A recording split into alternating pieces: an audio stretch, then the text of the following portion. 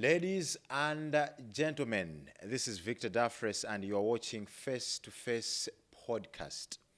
I have got a very interesting guest with me in the studios. Quite a surprise, and surprise as a word alone speaks volumes of a very familiar business person, and I'm talking about Hope Mezuwa. Hope, welcome to Face to Face podcast. Thank you, Victor. Quite an honor. Ndakupeza I say. Wandipeza after a long time of tikumane. ticheze. But I hope zikuyenda business chani zonse zili bwino ndithu. Zonse zili on track, zikuyenda. If we are complaining, they kuti mavuto aliyense. Osati ife tokha. Yeah. Sure. So hope ticheza magawo siyana about business, about family, about your experiences growing up as mwana wa abusa. But it would be good if we lay the foundation to discuss your interest in business. But particularly, I wanted to understand, kuti you had a master's degree and quite a very good work experience, for instance, with the UN, komanso my NGO, Boma Mene. What was the logical framework you used to decide that, leaving formal employment in 2022 to enter hospitality was the rational choice that you could make as a man? All right. Thank you, Victor. Moyambira pamwamba penipeni. Pamoto penipeni. No, I think in life, pama kalanthawi zina choices that you make. Chifukwa choti you want to pursue your dream. You want to check if you are in line with your purpose in life. I think ineyo ndine munthu mmodzi mwa anthu ambiri amene timakhulupirira kuti we have a purpose in life. And yes, I was educated to be employed.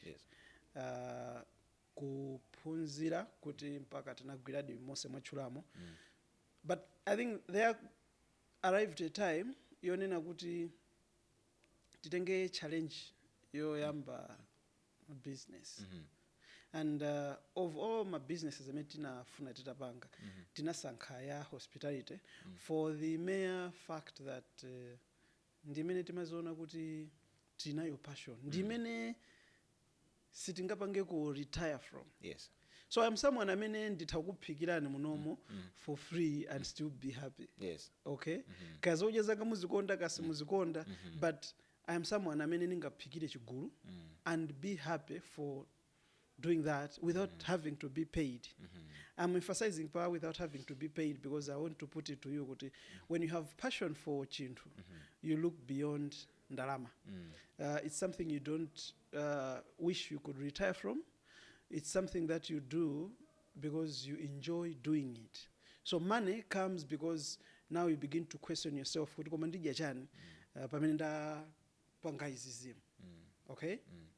Ndaphikira anthu awawa koma sopano ndidya chani neyo. Ndikusangalala kuti ndaphikira. It was enjoyable mmene ndimasintha the beef from being raw to becoming cooked beef. I enjoyed it, and I'm happy I'm getting the feedback I needed from people. Everyone telling me, enjoy. But ineyo ndidya chani. So the question ndidya chani is now what gives you the desire to put in ka money effect. Anthu aja ndikana charge. Now business yambike. Ndikana charge anthu aja kuti andilipire kukanga chepe so that I send ana anga ku school. But choyambirira chinali choti I was doing it out of kukonda kuphika. Interesting explanation. Now, despite the fact that there was an element of you having passion for what you are doing currently, komabe anthu timadzoti tikamalowa business timakhandi my objectives oti tifuna tipanga achieve, and pretty much on the top of the objectives that we want to achieve ndalama imakhalapo ndimene mapanga top. We are motivated to be financially stable, financially independent. Tanyamata tichedoti ndikasekana kaja ku school madamu so kwasamala as your motivation to going, or rather to venturing into business. Nde mwina achinyamata akamakuona amene mwina they are so interested to work, aren't you giving them an impression yonena kuti in as much as the quest to make wealth, to create wealth, nkhani ya kulembedwa ntchitoyi ni nkhani yochedwesa bola apite ku business? Would you love to make a clarification kuti it's not necessarily the message that you are communicating kuti za ntchito zotu zochedwesa tabwerani ku business iko? Ayi. Ineyo I put it kuti munthu aliyense ali ndi passion yake. Monga ndanena ineyo I find satisfaction muzophika. Absolutely. Okay. There is a gentleman like me, or younger or older. Okay. Yes. He is working in the bank. Nayenso ndi passion yake meneyo. And he is also earning to support his life and as ana akendena onse. Yes. Okay. Someone is a lawyer, proper lawyer. Someone is a doctor. Okay. Anaphunzira iwo amenewo ndi njira yawo imeneyo. And now so they are enjoying in that field. Okay. So I wouldn't say kuti anthu asiye ntchito azipanga business. Yes. I think aliyense amapeza chosangalasa mu chimene akuchita. Amene si umusangalasa amachisiya ndukayamba china. Actually some people have abandoned business ndukajoina ntchito. Yeah, People have gone back to school. Yes. Kuti akalembedwe mu bank, kuti akalembedwe ku company. So I would say nkhani ndionena kuti munthu uzitsata chimene umakonda. Yes.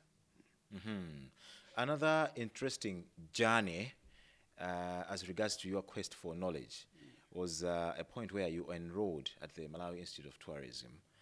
Despite already holding all those, beautiful credentials, academic credentials, bachelor's degree, a master's degree, and then you had to tone it down and then kwapanga enroll kaphunzira is hospitality kazopika ku MIT. Ndeni mafuna ndimvesese kuti despite the initial skill that you had, the passion that you had for cooking, what specific competency gaps did you identify that the MIT could feel kuti iweyo ngati Max and Sherry muzikwanisa ndithu kupanga deliver ma service amene ali to the bar? All right. Thanks so much. I keep getting that question from people. Yes. Actually, even that time, many makalo also class ya diploma ya MIT. A lot of friends kept asking, and even found it laughable. Ukuvala uniform ukalowa class. I said it mbona ngati ma jokes you. Na kunovala ujeni uniform chita yeah, but continue. Yes, continue. Yeah. So for me, I take it kuti if you are doing business, you must invest in knowing a lot about business manager, when I ventured into hospitality, many nayamba business with Tamika ya zopika pikazi. Ine kudziwa kupika kwanga, kunali kudziwa kumene anandiphunzitsa mai yanga. All right? Yeah. Kunyumba ndiri wang'ono uzipika timapika choncho beef timatere. Okay. Now tasegula restaurant and there we hired my professional chefs onena kuti anapita ku school ya zopika pika. Yes. Okay, and they have my papers. Tikamakhala kuti tikupanga converse chonchi tikulankhulana zimaoneka kuti panali gap yayikulu. Okay, the language they were speaking kundiuza ineyo imaoneka kuti ndi language imene inesi maimvai nimeona ngati anzanga ali patali. Yes. Okay. Yeah. First thing. Secondly, I think one needs my standards. I know these days people go and learn by YouTube. People go and learn by internet. Yes. Fine and good ndizabwino bwino. Yes. But for me, knowing kuti ndimafunika discipline yapa dera I thought kuti kulowa class kundithandiza. So I went back to school kukapanga diploma ya ku MIT. Chifukwa chonena kuti ndinkafuna kuti number 1 tizimvana language ndi ma professional chefs amene tinapanga haya. Number 2 ndikhaleso kuti ndili ndi ma standards how to run a fine dining restaurant. Yes. Sometimes a guest will come to restaurant kwathu and will ask kuti ayini aka restaurant ndi ati. Then I walk in and then they ask me a question about food. What cuisine is this? Ikakuchani ndi chani? So as much as I'm supposed to call the chef kuti chef abwera zayankhe, but still mon maina kuti ndilankhule ko begina kake. Yes. kuti yaye kanchere kokhata ikako koma zinazo abaliza chef. Yeah. Yeah. Yeah, so that's the whole reason I went back. It paid off because zinathandizira kwakukulu to put our restaurant pa map. So I wanted to reflect support ya amaya kunyumba Tamika as regards to the pursuit of this particular dream. Here is a woman married to a well-educated man. Degree yake, master's degree yake, azima ibe basi ameneka basi kunyada kuti ndi mamuna ophunzira ali pa ntchito yabwino kugwira ntchito kakuyeni kagwira ntchito mboma. Now the decision to panga abandon zimenezo ndikuyamba zophikaphikazi pamene mwina Max and Sherry isanafike pamene ililipa sinaga dream yangamba kumene ndimafuna ndimve kuti did or didn't Tamika perceive this with contempt kuti munanga zona tizipanga zophika you are good to do ntchito zinazi koma osati zophikazi. How did Tamika respond to that call? All right, thanks. So Tamika is a woman of grace. She's a woman amene amamvesesa ukamufotokozera your intention and your purpose. Yes. She's someone you can reason with. Yes. When I was sharing with her, she believed in me. Komanso ndinene apa kuti tisakhale ngati tikuwapusisa anthu kuti utha kungosiya ntchito ndikungoyamba business. Yes. Okay. For me, I have been a consultant from day one of kumaliza school yanga Chansa College. From the time I completed my education, aside from kugwira ntchito zolembedwa, I've always been a social research consultant. Yes. Ndakhala ndikupanga masave ndithu munthune onena kuti I have been leading. I have actually done over 56 consultancies. Yes. Now, kumufotokozera Tamika sana chikaikire or she didn't look at it as though we were taking a huge risk. I think because she knew kuti we were capable of accomplishing that. Yes. And also pamene manena kuti anthu tisaoneke ngati kuti tikuwapusisa kuti atha ungosiya nkupanga ujeni zinthu zija zimafunika bika capital. For you to start and run a restaurant of our nature, imafunika kuti ukhalebe ndika capital. So we had ka capital koyambirapo kuti tinakatenga after years of tuma consultancy komanso ndi kuntchitoko. So we had kandalama kali apo kunena kuti tiyambe chinthu ichichi. That's why somehow it was easy kuti she should be convinced and gotten along kuti tiyambe zinthu zimene zozo. So I wanted to understand the kind of research that you did take before finally settling for this idea, because here is Blantyre, ili ndi malo ojera ambirimbiri, fancy places. I know kuti businesses okuja ndi kuti anthu atakuyamba ambirimbiri and survive.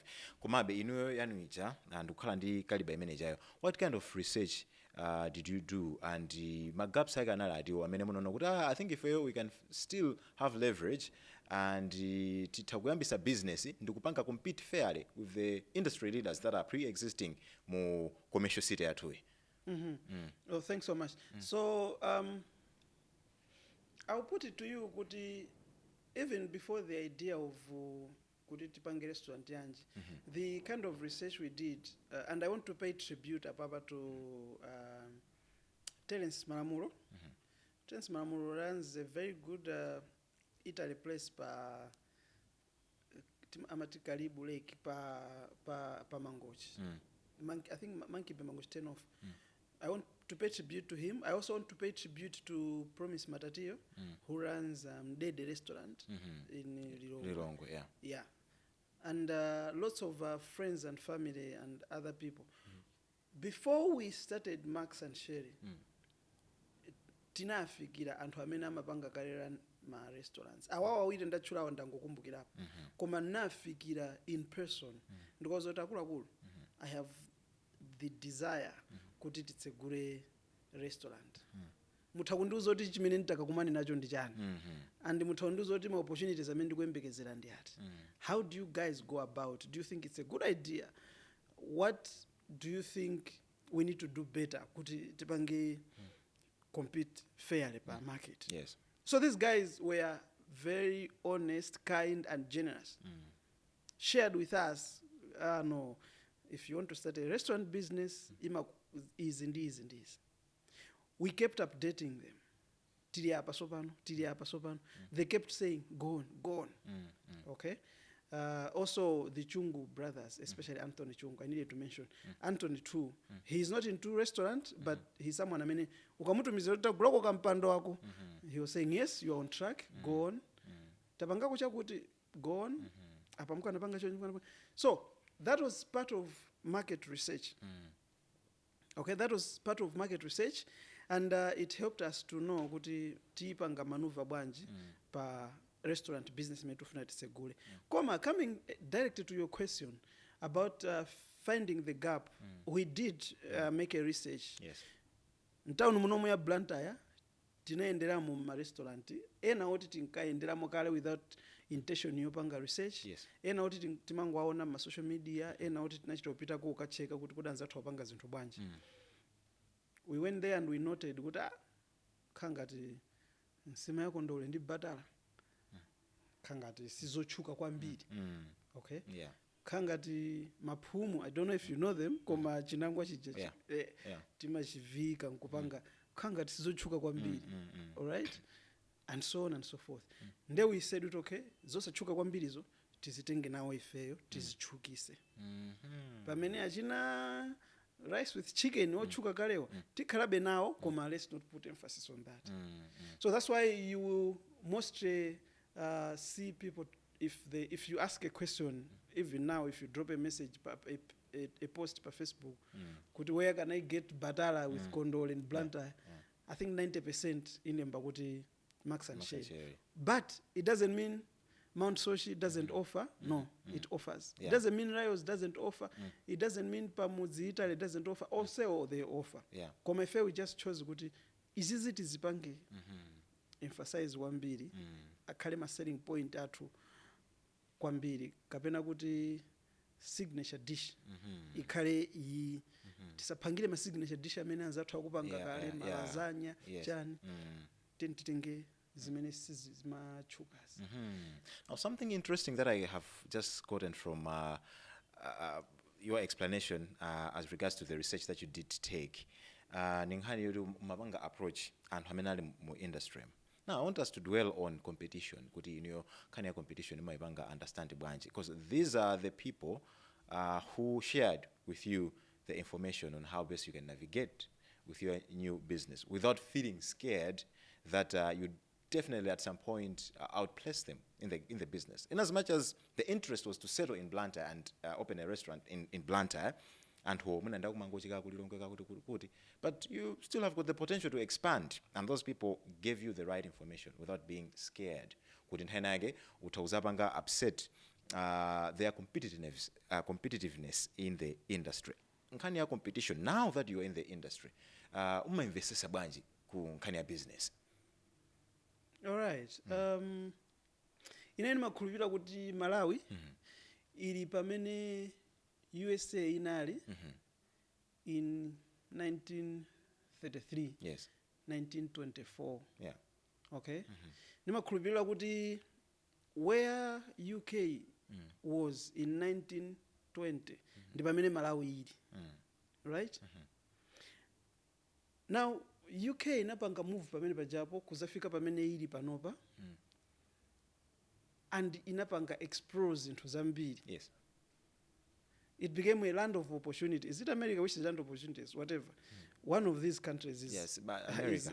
It's America. Yes. America is a land of opportunities. Land of opportunities, yeah. Okay. Now, if we say America yapanga achieve almost china chili chonse, tikamaona ife timaona ngati America inapanga achieve china chili chonse. Yes. And we still call it a land of opportunities. How about Malawi imene sinapanga achieve zimene America inapanga achieve?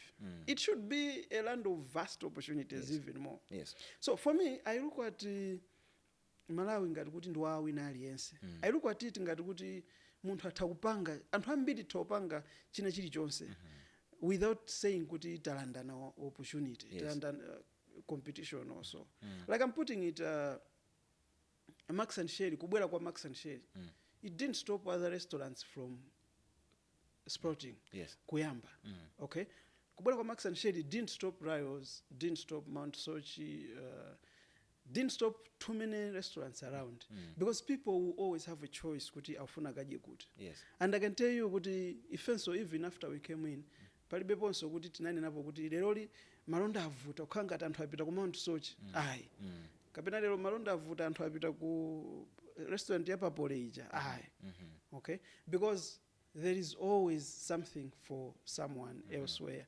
And I mean that churao, that's I think the spirit they had pondipanga guide in terms of where to go. The Promise Matatios, the Terence Malamulos, the Anthony Chungus, I think popereka advice kunena kuti I wish you well go ankadziwa kuti even hope atakhautuli watsegula ndi mkazi wake restaurant. Ali ndi space yawo ani ma customers yawo sikuti atilanda ife ma customers kulibeko choti tikulandana. So I look at competition as not a word that should exist in business. I look at competition as a word that should rather be transformed to become collaboration. It should more be collaboration. People should be working together to win, in my view. I will give you an example. We have a Facebook page, you know, of course. Yes, you are one of the people that follow us. Pa Facebook page batu. Ifeyo tima gulisapo makeke atu. Pa Facebook page batu ifeyo tili restaurant. Pa Facebook page batu ifeyo tima tsatsapo zokudya. But you also come pa Facebook page batu uzapeza so tukupanga so promote ma businesses ena. You will see us pa Facebook page but tupanga post keke ya muntu wina kuti anthu agule. Why are we not considering that as competition? Why are we posting my restaurant anthu ena? Tamika and I have traveled to Lilongwe ndikukadya kundede ndikujambulisa ndikuwauza anthu kuti muzidya kundede kuno. Why don't we say tisaike chithunzi chichi pa Facebook chifukwa choti tiyachukisa anzathuwa ife anthu satigula. Okay, maybe kulilongwe muthu amanena kuti hayi chifukwa choti ndikulilongwe. But we have been to Rios, we have promoted Rios, we have been to Mount Sochi, we have been to Kasamia in Blantyre, who are right in the city, many ifenso tikupanga operate. Why are we not saying anthu awawa tikuwachukisa nda business zathu atilanda malonda? Okay, so for me I feel like kuti competition palibepo. Munthu umasankha chimene okufuna ndi kumene okupita. There is so much space for everyone to maneuver. The sky is open for everyone to fly. So no one should say musapange izizi chifukwa anzanu so akupanga. I think it would be unfair to new entrants, would be unfair to ourselves as well. So of late, I should say recently, social media was awash with hula baloos about a few issues. I wouldn't want to dive deep into the details because perhaps the conversation might appear as though we are being petty. But something that was paramount in that hula baloo is something that is related to what we are talking about, the competition.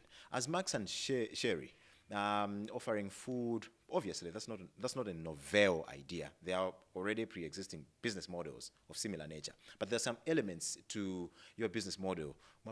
Surprise, a little bit of a novelty. Quite very unique in a Malawian setup. Now, a few entrants are also pursuing the very same model. Were there any moments that you felt pinched? Based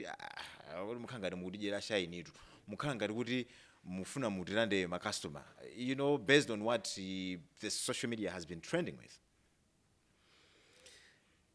Yeah, a hot issue. Yeah. A hot issue, and we have been approached by Antwambiri asking us, maka mukuyima part. My take, to be honest with you, Victor, is Max and Sherry, siyo yamba kupanga ma surprises. Yes. Not in Malawi, not in this world. Yes. Okay? Actually, the other time I was joking with my dad, and I think the one thing that we talked about was kuti nzeru izizi zimachoka kwa mulungu koma mulungu sanapase tokha. Okay, anthu enanso ali ndi nzeru even iso mwina kuposa so ife amene ma surprises they can be traced as far back as even in the biblical days. Okay, Yes. it was a surprise Abraham ndi Sarah Yeah. in their old age mulungu akwaza kuti mukhala ndi mwana. Yes. Okay, it was a surprise ndani akunena kuti ndikuona ngati mimba mwako muli kamwana kakutukumira. Elizabeth akukamulandira. Even iso ngachaka amafuna kukapha bamba kamafuna kukapereka. That was a surprise. There's a lamb. That was a surprise. That was a surprise. Atapita Abraham ukamupha Isaac kuti akamuphe. Mulungu anena kuti iye tenga nkhosa. That was a surprise. That was a surprise. Okay, now I want my biblical surprises. Yes. Now there have been surprises in this part of the world muma generation athuwa and we are not the first ones. I will tell you, just recently on Facebook I read kuti there was one young lady Emma Kalumba and she has evidence kuti ma surprises amaona kuti yeyo ndamene so anayambirira before Max and Shay. Anaso ni model yake ye. We have only learned now pamene panali the hula baluch for anthu amatuluka kuti ma surprise oyambisa ndani. Koma ifeyo what we say and what we deny is kuti Max and Shay sinayambisepo ma surprise. Okay, no one should tell anyone kuti Max and Shay inayambisepo ma surprise. What we can say rather with certainty is kuti Max and Shay has its own style of doing my surprise. Imene mwina sinachitikepo ndi anthu ena. Okay, ndikunena kuti mwina because I haven't even done any research yopanga check maiko ena. Koma at least knowledge imene ndinayo ya ku Malawi kunoko. I think we are the first ones amene timanyamula kachidebe kathu kaja ndikukaliza ngongongo. I think we are the first ones amene timapita munthu ndi mkazi wake ndikupita ukapanga surprise. I think we are the first ones amene tikafika pa surprise mamuna okhala ineyo ndimakhala ndikumulankhula munthu amene tikumpanga surprise iyo. And I think we are also the first ones amene mkazi amene ndapita nayeyo amakawerenga frame kumuwerengera munthu uja and do all sorts of things. So it is the style of surprising that I would say mwina style ya Max and Sherry ndi ifeyo oyambirira. But if you ask me today, Emma Kalumbayo ali ndi style yake. Today we have Miracle Chinga. She's doing my surprises quite well. Very good. We have Chris Locker. He's doing my surprises quite well, very good. Yes. Okay. We have Dan Lu akupanga my surprises. I'm told, I don't know whether it was a once-off thing kapena azipanga kaya kupanga koma I noted kuti akupanga my surprises. Now ifeyo as Max and Sherry, when we look at anthu osewa, we don't look at them as competition. Meaning nanenera muja pachiyambi kuti there is space for everyone. I don't think munthu watu wafunisisa kuti amupange haya Chris Locker atakusintha maganizo chifukwa kuli Max and Sherry. And I don't think munthu watu wafunisisa kuti apange haya Max and Sherry atakusintha maganizo just because waona kuti kuli Miracle Chinga. And munthu ofuna Miracle Chinga sangangosintha maganizo from nowhere kuti afuna atenge Dan Lufan. Okay, so there is like a space for everyone. Yes. Okay, so Hope, and tilipo mwepo yeti an interesting twist to it. Masiku angapo apitawa, I saw a flyer on social media. When I first saw it, I didn't see it directly on your page. I think it was being shared on a multiple sources. Of course, it attracted some backlash, it attracted some sarcastic remarks, criticism here and there. You know, social media, people have got all the liberty to talk about anything. Now, mukupanga, there's a plan. I don't know whether you have already executed it. Kuti mupozisa anthu kupanga zama surprise. So, I wanted to understand, did you genuinely see a gap in the way people are doing surprises, or it was more like, you know, trying to gatekeeping? Good nah, in your mupanga ma surprise, but there's a better way of doing the surprises, the Max and Sherry way. Can you help us with a clarification on that? I will say kuti it was a follow-up to what we had done earlier. There was a weak area, I think, imetinazaika kuti anthu mukamapanga copy zinthu za Max and Sherry, make sure you add creativity. Okay, so when we did that, kuti make sure you add creativity, there were mixed reactions. Some said kuti bwanji mukuzitenga ngati kuti ndinu madolo asiye nanzanu mukufuna mukhalepo nokha kodi. Okay, why do you want kuti you should just be Max and Sherry mukupanga nsanje kuti anzanu akupanga ma surprise? So like I said, it's nothing to do with nsanje. If like I said, we are happy to even have Antwena in the field. Yes. Example imenda pereka yazo kudya ija kuti people tima apangira promote zinthu pa page pathu fine and good. Koma after we had put that post, ndi pamene panazapezeka kuti we are getting responses, positive and negative. Koma kuma positive sena ndi kumene tinazalandira mafunso onena kuti kodi can I be taught zinthu zanuzo. Chifukwa I think post imeneyo inali ngati kuti kuwaonesera anthu kuti inunso mutha kupanga kwa ena. Pamene ena nkaonesera ngati inaonesera ngati kuti iya itukulesa kuti we should just be Max and Sherry, which is fine and good. Sungamuphunzise wina aliyese pa social media kuti apange zimene ukutanthauza. You can't keep on clarifying to people, right? So kakropo akaka kamene kanazanena kokuti ifeso titapanga nawo bwanji. Okay, ndikamene kanakhala ngati kakuti pasa idea kuti kuti pali anthu ena amene amafuna atamapanga ma surprises.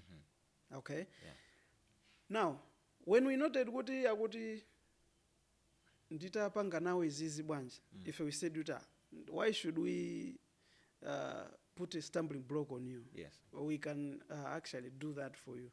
Koma we said ngati awa wakufunsa ndi kuti paliso anthu ena amene akutani atakhala takufuna. So what we did was we opened up kunena kuti for young people who would like to do Izizi, we were going to offer only 10 spaces for free.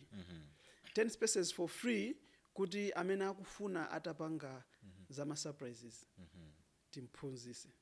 Now here's the thing, people mocked us, people laughed at us, and people made jokes about it, which is okay. All right, actually zina timaseka now. Zina, of course, they were hurtful. Komano, anyway, that's social media. We were made for a time like this. By the time Pobafika Munchukutu in the 400,000 followers, umene kuti ukhale in the thick skin. You can't just be. Sungamango kumudwa chilechi chose. So zina zo wawazo timango mwera mazi kuti basi social media. But my point is, what people don't know is good. You can actually be taught to speak with confidence. You can actually be taught to speak well, to articulate mfundo well. You can be taught to plan a surprise. Okay, you can be taught to be kind, right? So if ponena kuti alipo amene ofuna taphunzise ma surprise, all we are saying is there anyone amene ali ndi interest yoti they should be speaking well? Ineyo, I look at myself kuti I am a bit gifted kumbali yo lankhula in front of the camera. Oh yes. Po panga ma surprise. Oh yes. Okay, it is that which has generated money for me and my wife to sustain my family nyumba town muno. Okay, people have been paying us thousands and millions chifukwa choti timakala nkhula. Okay, but ineyo kuti ndithe kulankhula ku ndinaphunzira. And that's what I'm saying, kuti why then can't I teach someone else kulankhula komweko? I will simply come and say, Victor, ukamala nkhula ku surprise umaneyo kulankhula ndi confidence, umaneyo kukhala articulate. Zija anthu amasirira iwe hope uli ni memory yotani yoloweza zinthu. The details, the chronology. For me, I don't take it kuti ndi memory per se. It's a question of kukhala ndi my listening skills and kukhala ndi ability to convey whatever you have heard. It's a thing, it's a skill that can be learned. Yes. So if I can teach someone to speak well, if I can teach someone to listen, if I can teach someone to speak with confidence, then I have taught someone to do a surprise. Do you know kuti anthu amakhala kuti ali kuchipatala kuja enda amangonena kuti mukahitane abusa azandilankhule. And abusa amene amasankha kawiri amakhala kuti abusa amene mwina ali articulate. Abusa amene uthenga wawo utakhala kuti munthu uja umpasa chiyembekezo. So what if kuchanko kuja tapezako Janet, okay? And Janet tamuuza kuti Janet kulankhula kwa confidence umalankhula chonchi. Kulankhula kwa clarity umalankhula chonchi. Tampanga mentor, okay? Usamalankhule mwachibwibwi, usamalankhule sanga, mawu ako voice zikhala yokwera chonchi zisika chonchi. Ukamapanga conclude mfundo zako ziveka chonchi. Wamva Janet, Janet wamva. Okay. When it comes to my surprises, iweyo uli ndi choice Janet. Utakumapita kumbisalira munthu ndikungopanga surprise osanyamula chilichonse. Utamunyamula ma flowers, utamunyamulira keke on behalf of someone else. Okay? Iweyo Joyce uzika charge 30,000 kwacha pa campus. Okay? Yeah. Now, Joyce or Janet begins to get my customers pa campus page. Anzake azimutuma, Janet umalankhula bwino. Janet uni memory ya bwino. Janet umalankhula ndi confidence. Ukatiperekera kwa flowers kwa kuti. Janet will begin to put on a uniform, kayazivala azichena chabe, apita ndi style yake, azipangana surprise pa campus pa Chansa College. There will be no need for them to invite Max and Sherry. Janet will be generating her own income. Okay? That is our point. That was our point. Janet can be taught to do my surprises, and Janet can earn money. And if I as Max and Sherry, what we offered was kuti timuchukisa Janet. Kumuchukisa Janet kwatu ndikonena kuti ifeyo we can negotiate with our large followership. Kuwauza kuti Janet timpase ma followers. Tipange create page ya Janet. Janet achuka, Janet azipanga ma surprise, Janet azipanga post ma videos. Akapanga post ma video Janet tizaika so pa page pathu paja ndikumpanga promote. That way, don't you think kuti takhala tasintha moyo wa munthu. Mwana amene analibe chochita tasintha chochita. Makes sense. Because that means Max and Sherry can't be everywhere. Chris Locker can't be everywhere. Miracle Chinga can't be everywhere. Danlu can't be everywhere. Pa campus pakhale anthu azipangana surprise. Kutyolo koko kuli a district wherever people are kumalamulo anthu azipangana surprise. Oka. I mean akufuna Max and Sherry they will hire us. I mean akufuna Danlu ampanga hire. Koma amene so akuona kuti ndrama yawo ndiyoperewera kungufuna apangike nakake kaloko. Atakupanga haya. I think that's also what happens in music. Yes. If you want Namadingo to show up kupate kwako, you invite Namadingo. If you want wakudera kwanu komweko oimba wina wake, if you are in Palombe and you want Gibo Pearson, you invite Gibo. Yes. And he will spice up your event. Right? It shouldn't just be Namadingo. Otherwise Namadingo as kanga atakupanga monopolize. Monopolize or gatekeeping. Gatekeeping. Yeah. So that was our thinking, but we understand not even this point can make sense to everyone. We live in a world where anthu amakhala magazi osiyana-siyana. So for the sake of kuinveste sana, umangwene uvomereza kuti a Victor tasemphana akuona ngati mfundo isi igwira komano a Victor ndi anzathu. Let's move on.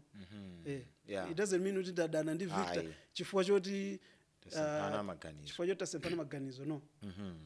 Ladies and gentlemen, you are watching Face to Face podcast. My name is Victor Daffrece. I am having an interesting guest in the person of Hope Mezuwa. He is he's from the Max and Sherry Dine and Lounge. I trust that you are having a very good time watching this episode. If you are just coming across our channel, please make sure that you don't leave this video without hitting the button on the corner and subscribe. You are enjoying. I can feel it. I can see that you're enjoying this conversation. Hope, I want us to chat on a lighter note about family. okay tichezeko za family tikamba za abusa Mezuwa banda kuti munakula nawo bwanji monga mbusa komanso amayi monga mayi busa komano maybe we should leave the parents aside for now. Let us talk about your little brother. Quite interesting and quite funny. So fana amene ujayo fana usiri kwa basi fana usiri kwa vi iwe ndo fana usiri kwa vi ada dog fana uja that he's quite jovial on social media. Sometimes he picks battles, you know, he's all over, you know, being sarcastic.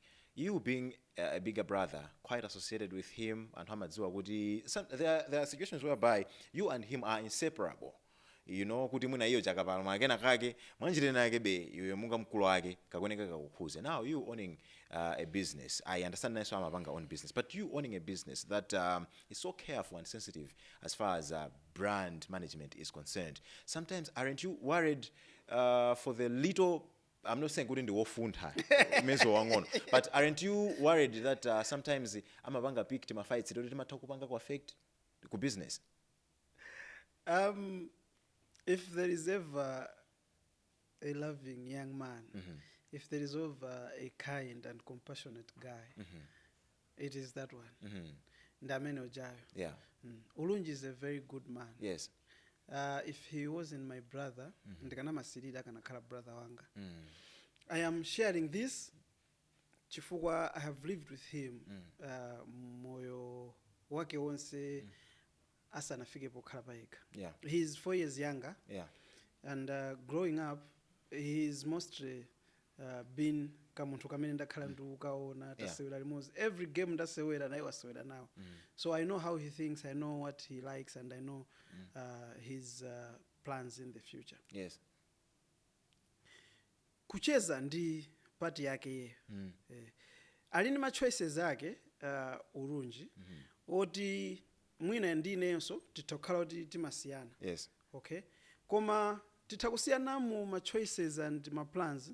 Koma sitingasiyane pa being a brother. Okay. As a brother, he is someone that I can defend to the core. Because he's my brother, regardless of choice yake. Titosempana kuti yayi akulu musagule nsapato ya black mugule ya white. Koma akagula be ya black you.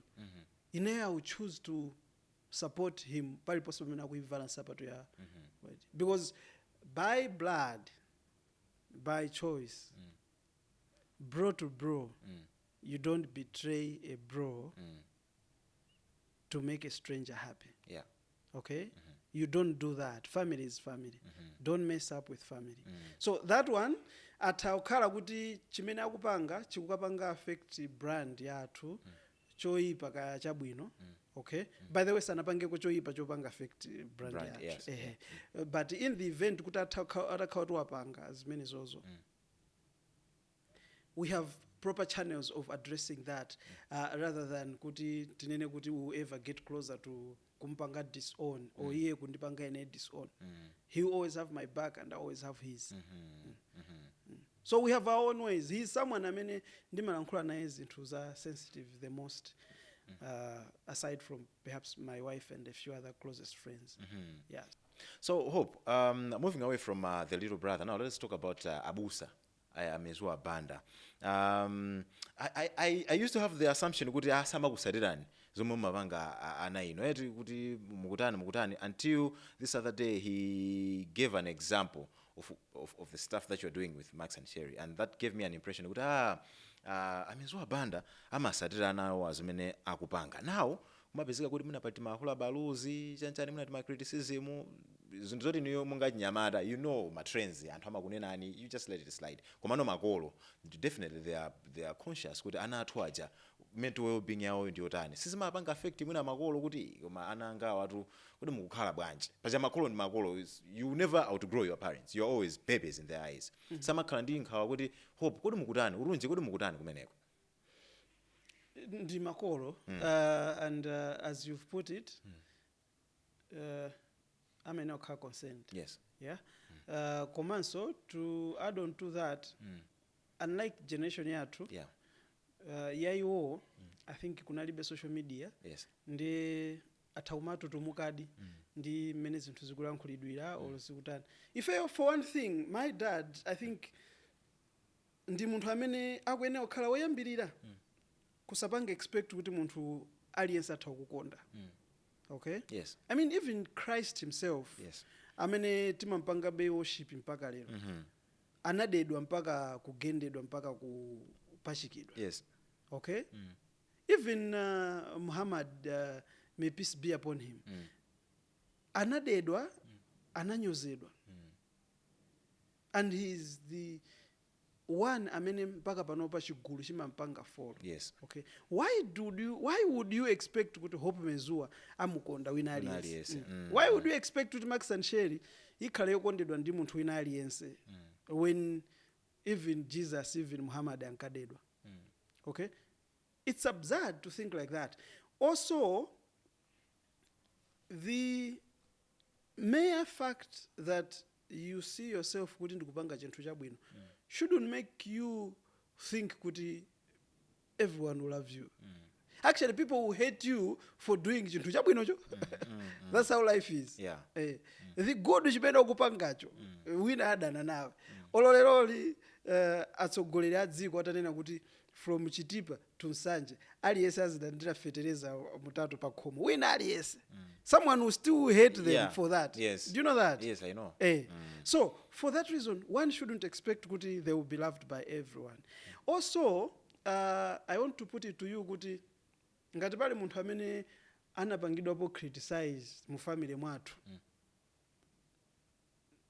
the most at least up to now it could be mwinaso our dad his career spanned years of kupanga interact ndi ma stakeholders osiyana and it involved making my decisions what if sometimes amapanga affect anthu ambiri and he is someone who was standing pa pulpit for many years timawerenga ma newspapers owapanga attack bambo athu and nthawi imeneyo so nafeso tukapanga raise question kuti anthu akukupangani attack bwanji chifukwa cha sermon yakuti chifukwa chopanga fight quota system chifukwa chopanga raise issue yakuti mfundo yakuti Livingstonia synod kusamukira ku Nkhoma synod he was part of that and people were having different ideas and criticisms around that we could ask him questions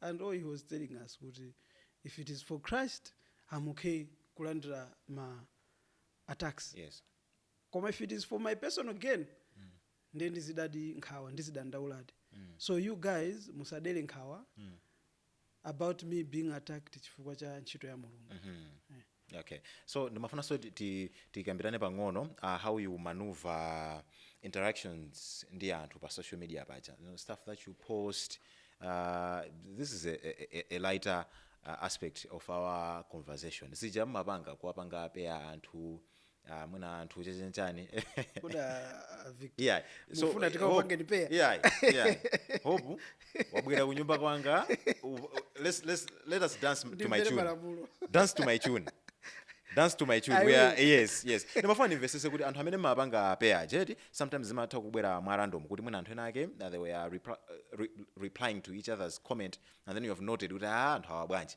uwatenga kuwapanga post zimenezo zinapeza panga ku attract any replies kuti akulu mkazi ujatu ndi wapabanja chosani zimenezo sizimakuchitikira zimenezo first of all, thank you for that question. Yeah. Of all the questions, did you have to ask that one? Yes. No. Since that chidikirepo, I think but timakhala kuti takonzekera kuti munthu akanena kuti chosani tichosa. There is no harm. Yeah. Amakhala kuti anthu aja alemba okha mu comment section. Ine ndili lonely. Ndifuna mamuna kena kwa mamuna so amazayankha ineso ndilone tiye tikhale limodzi so for us kama khanga tika basis konena kuti uyu akuti alone uyu alone then tingwakwatisa okay I am someone amene ndimakhulupirira kuti nthawi zina zinthu zoseka zimakathera kukhaza serious yes sometimes by just pairing anthu you may be doing kuti tingochezapo koma you may be creating an opportunity for mmodzi mwa iwo kuti apeze chikondi. By the way, that's an interesting topic because we are soon launching a very powerful program imene people will find love and they will find meaningful love. Yeah. And it will be Max and Sherry. It's Max and Sherry Connect Plus. Okay. Now, talking about people finding love. Now, hope this is an open secret. We all know kuti balanga uli apa kunjaku mabanja kanga dizintu zikusolo bana. We are living in a somewhat difficult time. I know you may have a different perspective to it, but it is quite obvious kuti ma divorce rate akanga takuchuluka tizibwezi ukanga tisiti kulimba nokaso mathokona pa makomenti paja the multitude of people commenting kuti amene udali single umathokona I think this is a signal kuti somewhere somehow there are many lonely hearts out there. Kuti chikuvuta nchiti nangati ngapange bwanji kuti zinthu zibwerereso nchimake mwamakezana kuti chikondiso chiyambe kutheka bwinobwino. People should be enjoying their marriages, people should be having relationships that are thriving. Oh, thank you. Ineyo ndimaona ngati kuti iyi ndi opinion yanga. Yes. Not as Max and Sherry. Yes. Koma ndimaona ngati kuti inde zinthu zimaoneka ngati zikusintha kuti kapena our society is decaying. Koma sometimes zimaona ngati kuti kwambiri ndi chifukwa choti zinthu zipanopa tikuziona pagulu. Tikuziona tikumazilankhula. Yes. Komanso population wise tinachuluka. Okay. I think kalero ma divorce analiko timamva ndithu mbiri analiko azigogo athu ndithu timamva kuti abambo ake uyu anali ndi mitala. He had 7 wives. Okay. Koma timaziona ngati kuti ndizanomo ndizabwinobwino chifukwa choti anali agogo abale athu. Koma if the same thing could happen lero likuti Hope wakwatira akazi 7, I will be all over social media. As a result, someone will say dziko latayika. Okay. Talk of issues of mabanja kuta. We have our aunties amene mabanja anata. As gogo athu mabanja anata. Analiko ndipo azakhako ndipo azithabe. Chabe masiku anowa banja likatatu kumakayikana pa social media momoti adziwe a family yake yokha munthu aumapeza kuti dziko la Malawi lonse ladziwa. Ndiye akadziwa dziko la Malawi lonse anthu amene kuti zachuluka mabanja akutha kwambiri. Komanso population wise kale anthu analiko 3 million. Pa 3 million mabanja amene ankatha analiko 20. Panopa tilipo 20 million. Mabanja amene akutha alipo kandi 100. It's proportional to the population. But that said, I will still put it to you, Kuti, yes, we are facing new dynamics as a generation. There is the pressure, societal pressure is there. There is also a lot of stress with the feeling of wanting to provide. As a result, zimapangisa kuti anthu apeze njira zina zosa yenera.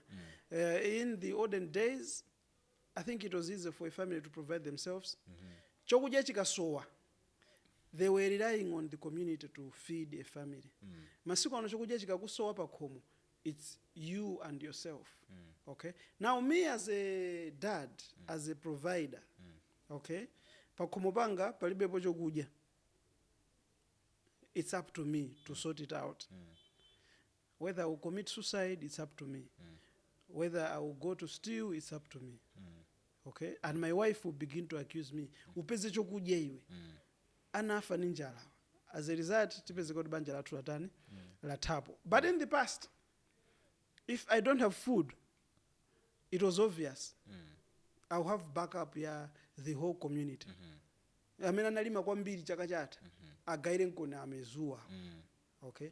As a result, mavuto anga kala solved. So a sense of community yapanga diminish kwambiri mu generation mwathu muno. Unlike kale when extended families were there for each other, now it's you and yourself per week.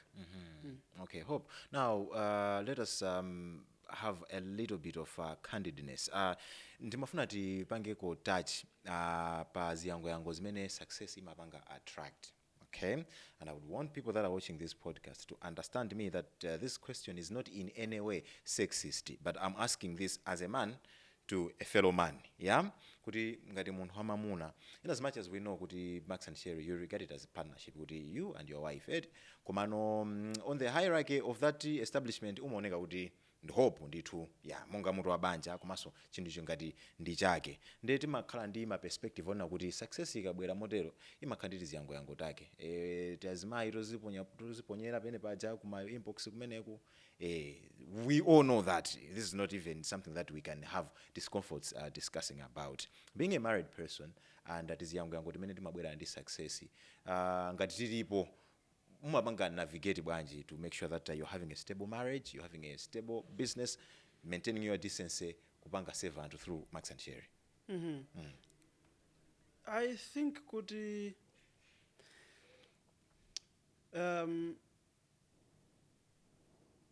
I consider it normal, although it's abnormal. Yes. It's not unique to me or Max and Sherry. Yes. Chilimwa wina aliyense. Chomwe ichi ndina chikamba chapo mpano pachoti cha providing. Yeah. Okay. Some women, underline some women want to associate themselves with fame. They want to associate themselves with success. Yeah. Okay. Yeah. It's also amongst men as well. Yes.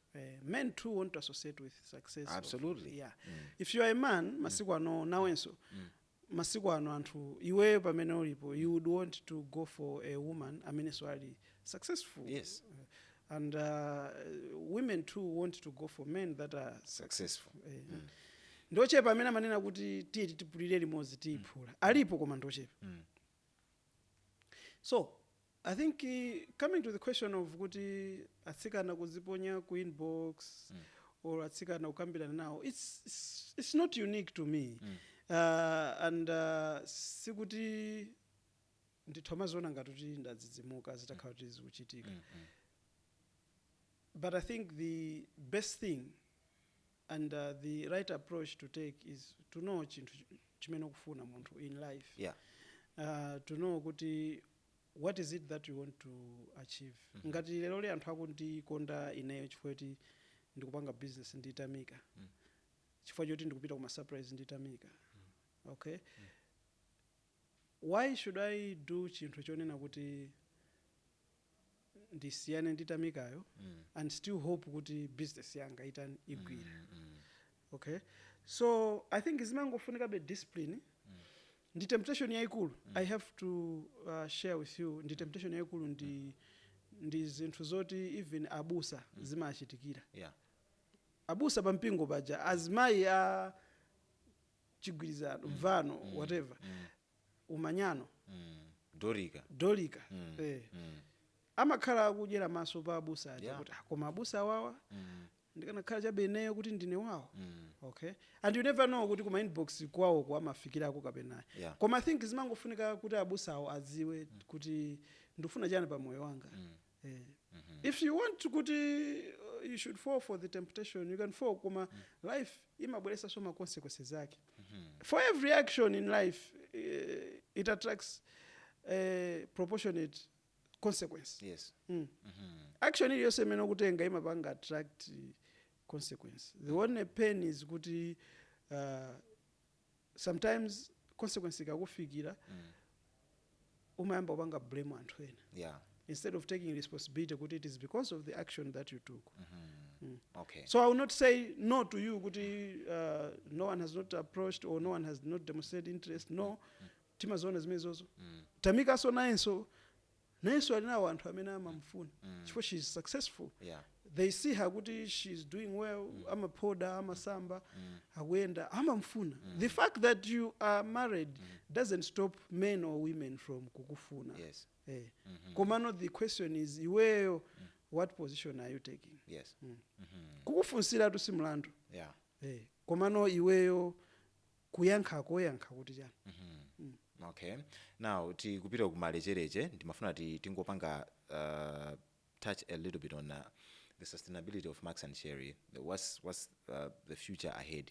Mulindi ana ti ana tanzeru ka last born kajaso kakukula ndithu ndimafuna ndidziwe kuti inu business model yanu mukipanga run imene mapangira anzathu the Asian community. Sindifuna kuwachula zina limayambira ndiye muliche because it's derogative. But it's derogative to them. Is it? Yeah, it's derogative to them. Yeah, so I can't mention it on camera. This is first time. Yeah, I heard dude, they get hurt. Tinanguzipanga normalize it zaitana with that M word. Kuma no, it's derogative to some, so I won't use it. I'll call them Malawians of Asian origin. Okay, anthu amene jawo business model yawo imapanga kuti ana akamafika size imene lili first born wanu uja totazimtenga azimpitisa ku shop amphunzise chenchani pang'ono makolo chakamakalamba anaja kupanga transition into owning the business. So I wanted to know kuti sustainability ya Max and Sherry, will you take the similar path kuti anaja muapanga channel kuti they should at some point own this enterprise kapena muasiya kuti free range, do whatever you want to do with your lives? No, I think chimozi chaphindu chimene ndaphunzira nawo is kuti they find that I never knew. Yeah. I never knew. Ndimangoti it's a chichewa translation. No, it's derogative. To some it's derogative. Okay. Yeah. No, thanks so much. Yeah. In terms of sustainability, yeah, Max and Sherry, in the immediate future, by the way, we will be opening Max and Sherry in Nilongwe. Yes. Mulungu akalola very very soon. We are finalizing into that ziwiri zitatu.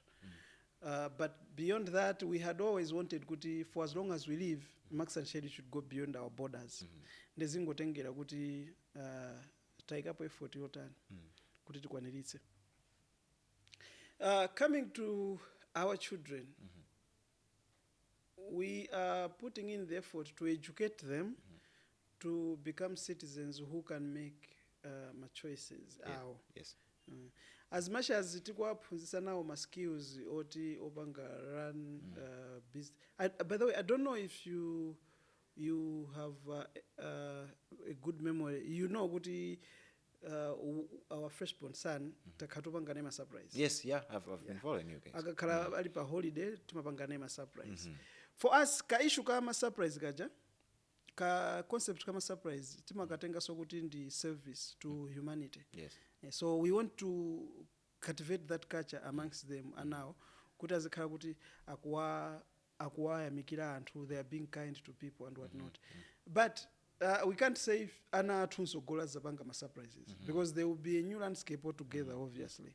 And mwina by that time it will be flooded with ma surprises. Yes.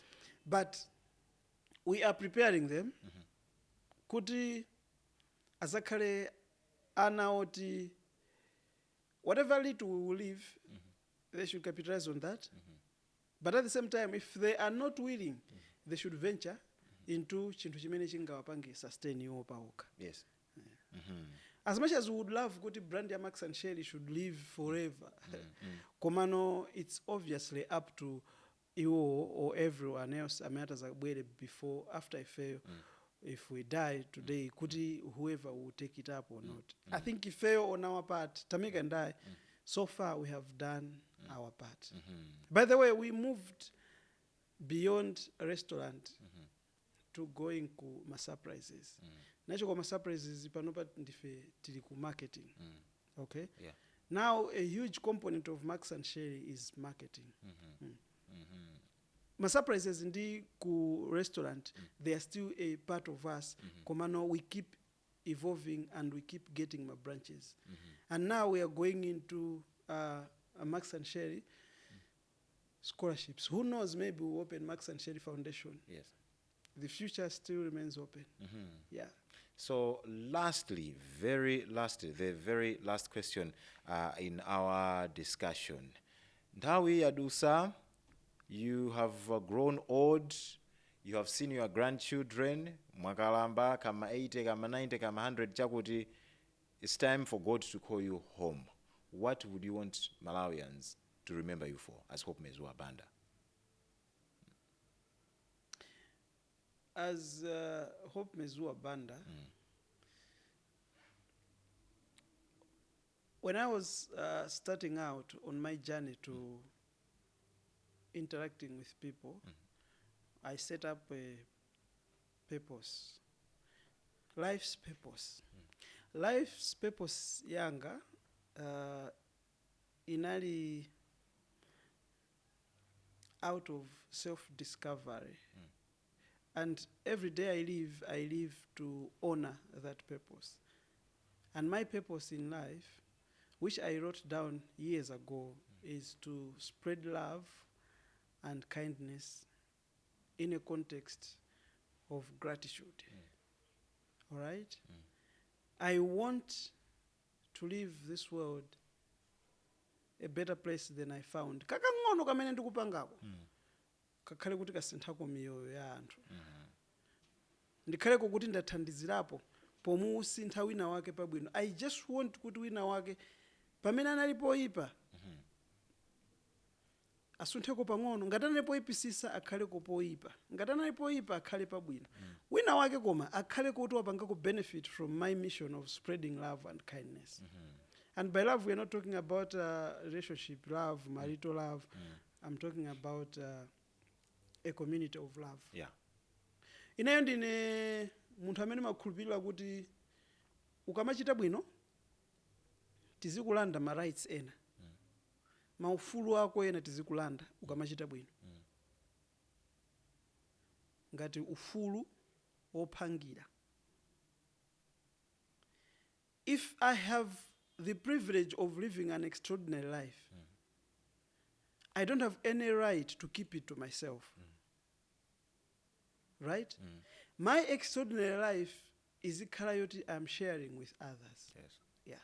So, the more ndikuchita bwino, pamene chuma chikundipeza, pamene kuchuka kukundipeza, I should use chuma changa, ndikuchuka kwanga, kuti someone should benefit. I should not keep it to myself. Whether it means kupanga benefit in terms of ndalama, kaya kuphunzisana, kaya kudziwisana, koma wina wake apange benefit from chuma changa. And that wina wake doesn't just have to be my family.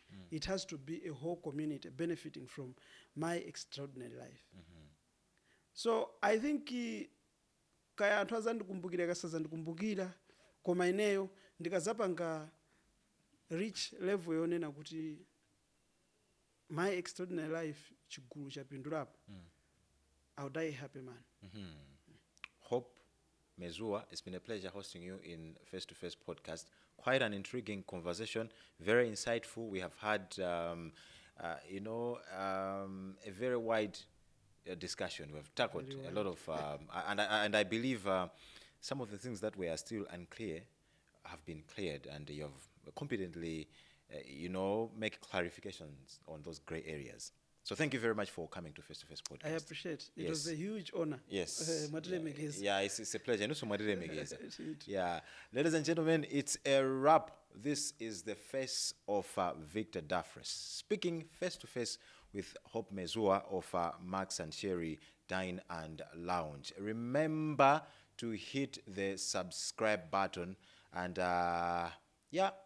follow more content. And I believe you are blessed, or you have been blessed watching this particular episode. Up until next time, it's bye-bye.